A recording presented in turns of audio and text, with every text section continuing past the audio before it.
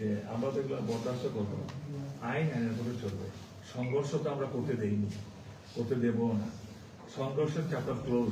CPM যেদিন থেকে ত্রিপুরা থেকে হটে গেল সেদিন থেকে কোনো সংঘর্ষ আর হয়নি, রাজনৈতিক কোনো কিছু হবে না। আমাকে ভালোবাসে, আমাকে মান্য, তাদের শ্রদ্ধা করে, ক্ষোভের কারণ হতে পারে ওনাদের ভিতরে, কিন্তু আমার দৃঢ় বিশ্বাস আমাদের কর্মীরা, ভারতীয় জনতা পার্টির কর্মীরা এখন এত বেশি মানে সহনশীল, আইন শৃঙ্খলা কোনো কিছু ব্যাঘাত কিংবা বিঘ্ন হবে না।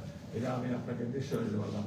মানে আমার জেলা সভাপতি, মন্ডল সভাপতি, ইন ফ্রন্ট অফ অল ভারতীয় জনতা পার্টির র্যাঙ্ক অ্যান্ড ফাইল হোল্ডার হবে না। আমরা চাই নরেন্দ্র মোদীজির যে উদ্দেশ্য, আমাদের মুখ্যমন্ত্রী ডক্টর মানিক সাহাজির যে উদ্দেশ্য, ডেভেলপমেন্ট,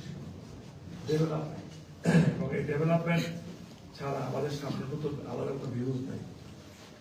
গ্রাম জনতা, গ্রামের মানুষ, শহরের মানুষ আর সবাই স্যাটিসফাইড। প্রধানমন্ত্রীজির নেতৃত্বে মোদীজি, মানিক সাহেব, কেউ ঝামেলা যায় না। প্রতিটা ক্ষেত্রে ক্ষেত্রে সকলে আমরা চেষ্টা করি টপ টু বটম, যেটা মানুষের অসুবিধা হবে না, মানুষের অসুবিধা করতে গিয়ে আইন শৃঙ্খলা বিঘ্নিত হবে না, উন্নয়ন, ডেভেলপমেন্ট অ্যান্ড ডেভেলপমেন্ট।